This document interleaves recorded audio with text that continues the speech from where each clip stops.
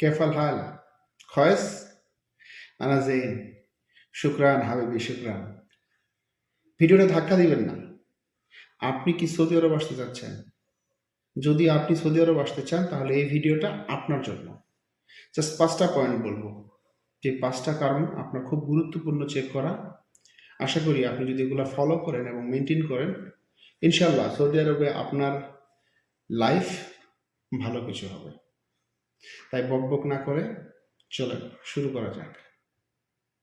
Number 1, আপনি যে কোম্পানিতে আসতেছেন এই কোম্পানিটা বৈধ কিনা এইটা আপনি বিএমইটির ওয়েবসাইটে গিয়ে অবশ্যই চেক করে নেবেন তাদের লাইসেন্স নাম্বার আছে কিনা, তারা বৈধ কিনা।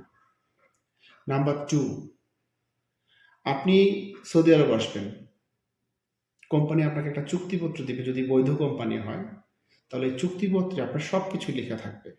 আপনার ডিউটি কতক্ষণ, আপনার বাসস্থান ফ্রি কিনা, আপনার খাবার ফ্রি কিনা, আপনার ওভারটাইম আছে কিনা, এই প্রত্যেকটা জিনিস চুক্তিপত্রে ভালো করে চেক করে নেবেন।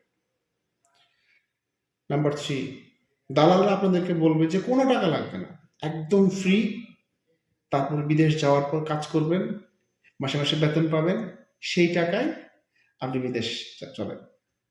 কিন্তু না, আপনি ভুলেও এই ফাঁদে পা দিয়েন না। ফ্রি কখনো বিদেশ আসা যায় না।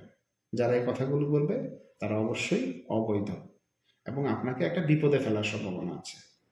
4 নাম্বার বিষয়, যে কোম্পানি আপনাকে রিক্রুট করবে সেই কোম্পানি আপনাকে একটা অফার লেটার দিবে এবং এই অফার লেটারে সব কিছু লেখা থাকবে। আপনি অবশ্যই এই অফার লেটারটা চেক করবেন।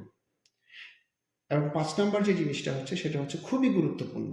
সেটা হচ্ছে বাইরের একটা কান্ট্রিতে যখন আপনি আসবেন অবশ্যই আপনার মাতৃভাষায় আপনি কথা বলতে পারবেন না। বিশেষ করে আরব কান্ট্রিগুলোতে যেটা হয় সেটা হচ্ছে যে ইংলিশ খুব বেশি বুঝে না এখানকার মানুষজন। তাই বেসিক কিছু ল্যাঙ্গুয়েজ আপনাকে শিখে আসা, যেমন ক্যাফেল হাল, আপনি কেমন আছেন, খয়েস, আমি ভালো আছি, শুকরান, ধন্যবাদ, এই ধরনের কিওয়ার্ডস। সো ভিডিওটা শেয়ার করবেন। আপনার আশেপাশের মানুষ যারা সৌদি আরব আসতে চাচ্ছে ইনশাল্লাহ তাদের জন্য উপকার হবে। এবং আপনার যদি কোনো প্রশ্ন থাকে সৌদি আরব কেন্দ্রিক, সেক্ষেত্রে আপনি কমেন্ট বক্সে অবশ্যই প্রশ্নটা করবেন।